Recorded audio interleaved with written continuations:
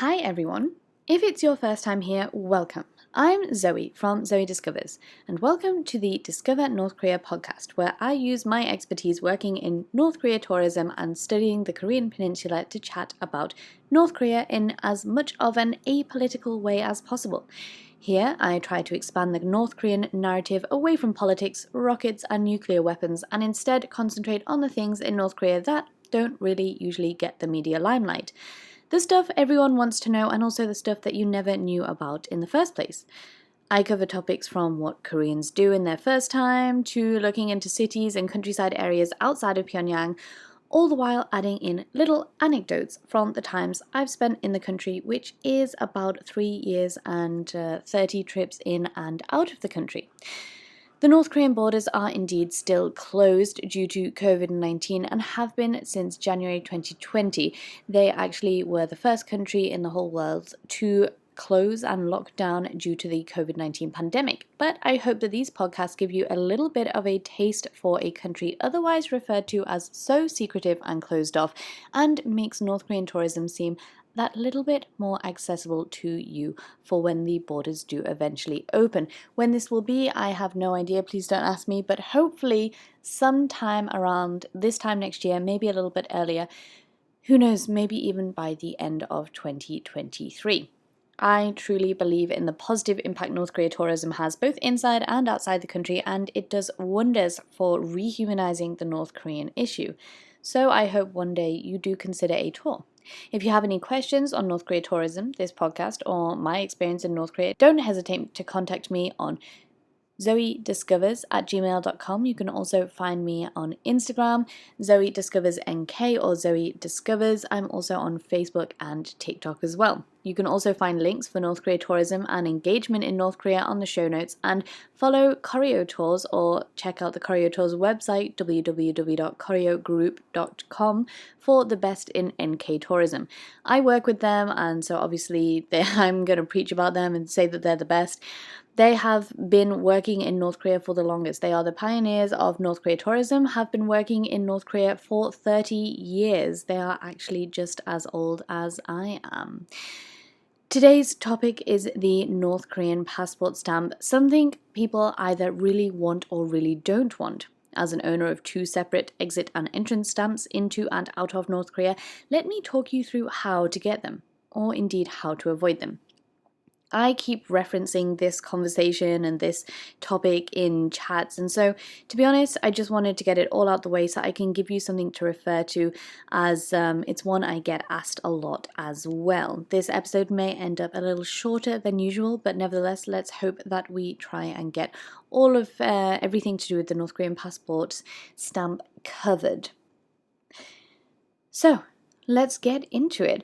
There are 2 kinds of people, really. Those that really want it and those that really don't want it. There don't really seem to be anyone in between. Let's cover for those that really don't want it first. Let me put your mind at ease. If you're worried about having the passport stamp, you really don't need to be. This is for 2 reasons. The first reason is that the passport stamp is pretty difficult to get. So if you're worried about having North Korea in your passport, it's harder to get than not. Most people don't get it. Secondly, even if you do have it in your passport, it shouldn't actually be an issue. I totally understand why people might be a bit worried about having the North Korean passport stamp in their passport, but it's pretty kind of conspicuous, and it's all in Korean on the one hand, so like if you do get it, then unless someone reads Korean, then no one will be bothered. Even if someone does read Korean, it's absolutely fine. If you're going to North Korea for tourism purposes, then there is actually no real reason you wouldn't be permitted to, go to North Korea and then it affect you in any other country, apart from the US, which we'll get onto later. But generally, there's nothing wrong with going to North Korea for tourism. And even South Korea, they have seen my stamped passport before and they haven't said anything. If they do question you, then just be honest. When you visit any country, you maybe get randomly selected to be questioned, you might get grilled or whatever. Just be honest. If you have visited North Korea honestly for tourism and you are visiting another country for tourism or whatever reason that you're visiting there, just be honest. Visiting North Korea for tourism isn't a crime. Again, America is an exception here if you're a US citizen, kind of technically, but I'll save the American stuff till the end. So I'll cover those two topics finally. Unless you're visited for different reasons or you're hiding something, you really have no reason to worry. So for those that do worry about getting the passport stamp, remember, firstly, it's hard to get. Most people don't get it. You have to really try to get it. And secondly, even if you do have it, it's really not an issue. It's never been an issue for me. I've traveled to about 50 different countries using a passport stamped with the North Korean passport stamp in there. It's never known, it's never, no one's ever batted an eyelid, so it's all good. So, just why is it so hard to get? Well, usually when you enter North Korea, this is what happens. So, you have your passport and you have your visa, but that visa is in a separate slip that is located outside of your passport. It's a blue slip. It is kind of a little booklet that opens, and inside has all your details. The outside looks the same for everybody else. If you're interested to see what that looks like, I do have a picture of one of those on my Instagram to coincide with the publishing of this. I might upload another one just so you have a reference point. If I forget to do that, please feel free to email me and ask if you do want a visual. Obviously, for those that want bragging rights or, passport stamp collectors or, just want a kind of nice memory of the Korean passport stamp, this is not ideal since this blue slip is outside of your passport and that blue slip is what gets stamped. That would all be fine, I suppose, if you got to keep the blue slip, but unfortunately you don't. So you get given this blue slip on your way into North Korea, and then as you have passed through through passport check, that's what they're checking, and then you get on the bus in North Korea and the guides take away your passport and your visa.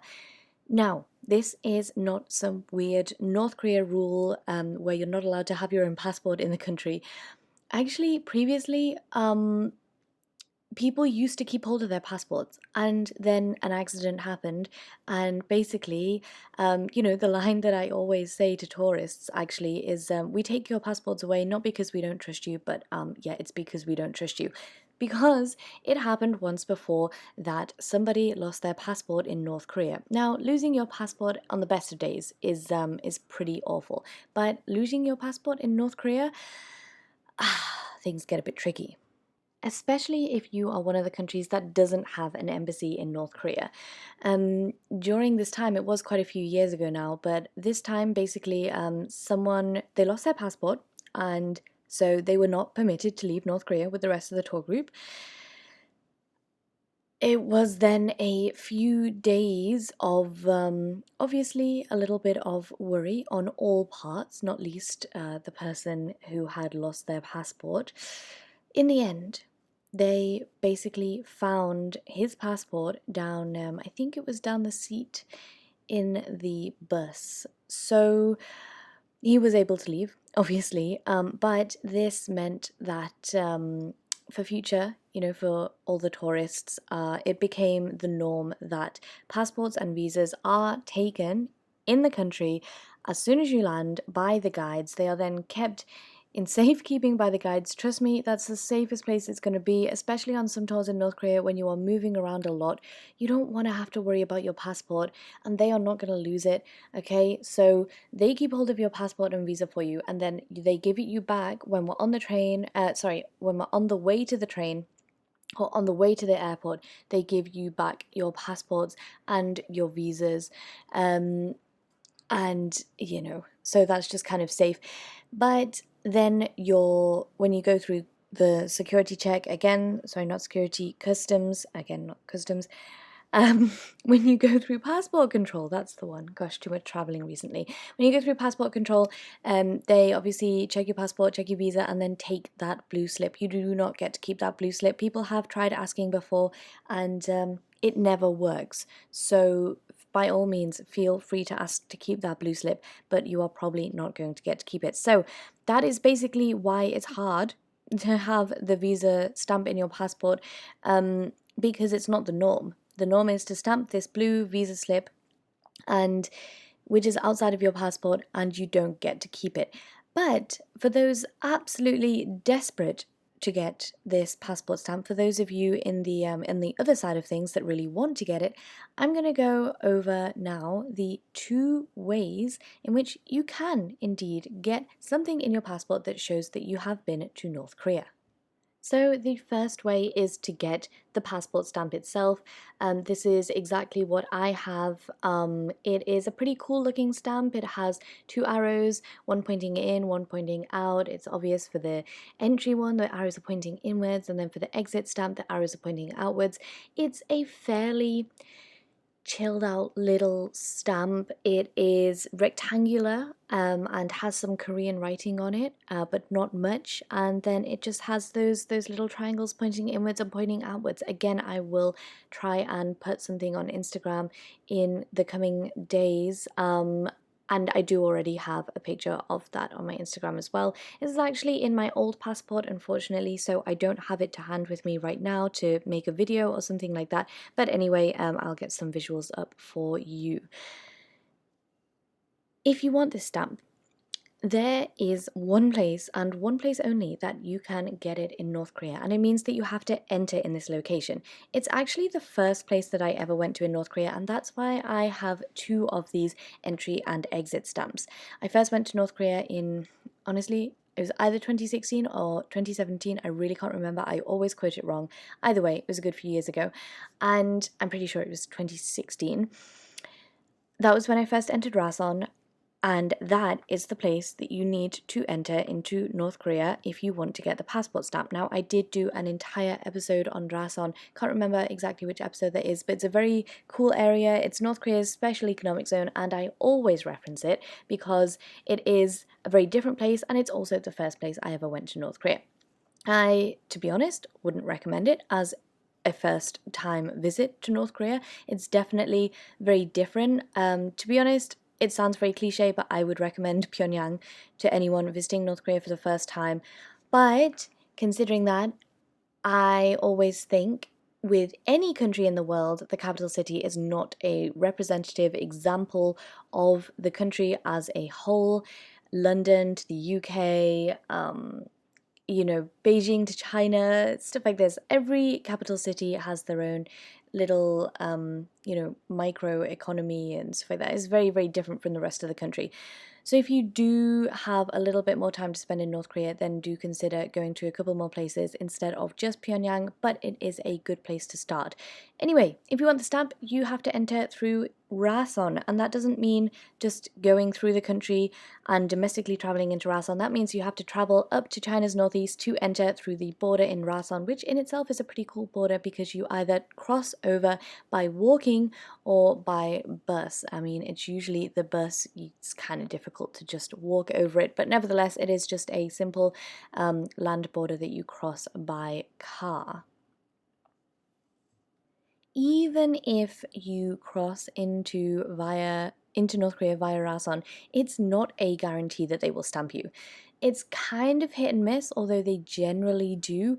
Apart from with Americans, they didn't do it with Americans before the travel ban, and obviously they don't do it with Americans after the travel ban because Americans, you should not be traveling anyway. So that is basically the only way that you can get the actual North Korean passport stamp in your passport just like that. But there is a second way. And the second way is to get a full page visa in your passport that is then stamped.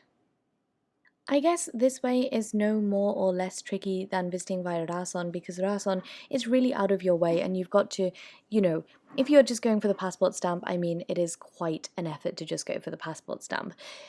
The visa and the passport stamp is probably your easier way to go, but it's only available for very specific people. And I'm not talking about a certain kind of person, I'm actually talking about your nationality, because this is only available to people who have North Korean embassies in their own country. So I will reel off that list in a second, but just to let you know what I'm talking about, I am talking about a full page visa in your passport instead of having this blue visa booklet that is outside your passport. Now, what usually happens is if you book a tour to North Korea, then your travel company that you booked it through, they will apply for your visa for you. It's actually a really simple process. You don't need to send in your passport, anything like that. They do all of the paperwork for you. You just answer a couple of questions, standard ones, date of birth, what your job is, stuff like that. Very, very easy. And then the travel company will take care of that for you. The second way of doing this is to go to a North Korean embassy in your country, and you basically have to do all of that. It's more effort on your part because you need to go to the embassy to drop it off, you need to go to the embassy to pick it up, and you also need to pay their embassy fees. Okay, and this can change country to country. We don't quote on what that is because every embassy is different and it's completely up to them. We also don't promote doing this or recommend doing this because most people are just fine having the visa outside their passport. Most people don't want to go through the effort to do this. So if you do have this in mind that you want to do it and you have a North Korean embassy in your country, and I'm about to go through that list, then do let the travel company know as soon as you book the tour, because they will need to not only not apply for a visa for you, but they will need to give you a letter of invitation, because not anyone can just rock up to North Korea. It's the travel company that is basically sponsoring you to go.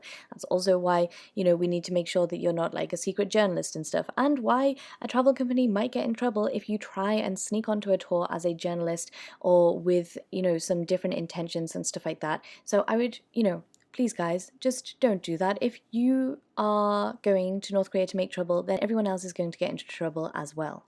Anyway, if you do want to do that, it's generally no problem. You just need to make sure that you do have a North Korean embassy in your country. So let's go through that list. I'm going to go from the Wikipedia page and go via continents and then in alphabetical order. So listen up.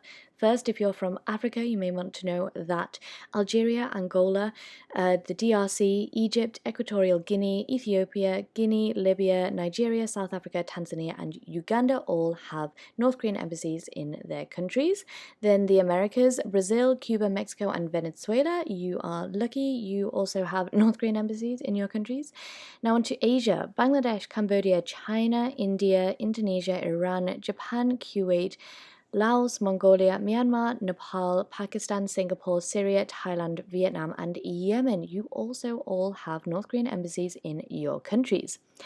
And finally, onto Europe, Austria, Belarus, Bulgaria, Czech Republic, Germany, Italy, Poland, Romania, Russia, Spain, Sweden, Switzerland, and the United Kingdom. You also all have North Korean embassies in your countries. Now, the one in the United Kingdom in London might just be one of my absolute favorite embassies ever that I've ever visited. It's great. It's a really nice, cute little detached house in the most British suburb of London that you've ever seen. Honestly, there is nothing notable about this suburb in the UK.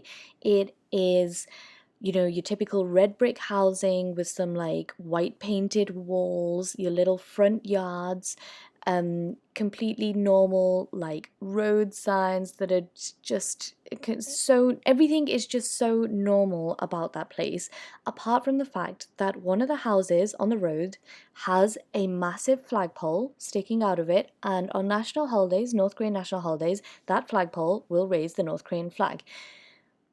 It is absolutely bizarre to think about, to be honest. And also, I visited here last year when I was living in London, because I lived just about 15 minutes drive away, which is just bizarre. It's in a place called Epping in West London.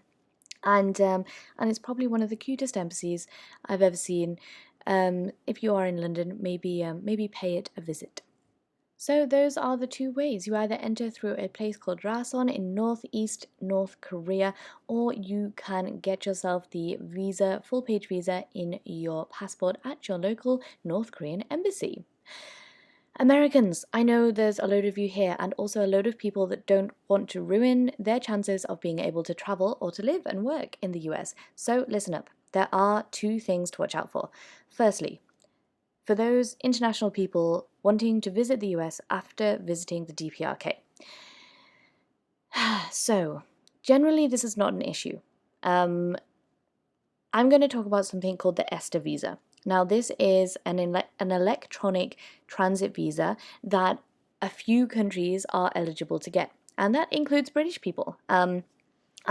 Before I traveled to North Korea, was eligible to get this ESTA visa, which basically makes getting a visa to the US a lot easier than it normally would be. Unfortunately, since the travel ban came into place, actually a little bit after that, it's only more recently, I think in 2018 or 2019, since then, if you have traveled to North Korea, then you are no longer eligible to get the ESTA visa. Now, this only becomes an issue for those that originally were permitted to get an ESTA visa. So if that's not you, then you don't have to worry about this. It should not change anything about your travel to the US. If you are, if you were previously eligible and now you're not eligible, then that's also fine. It just means that you have to get a full US visa if you want to transit through the US or if you want to visit the US. And that means that you have to have a US embassy in your country, and it may mean that you have to go in for an interview and maybe a little bit more time, money, and paperwork. So a little bit frustrating.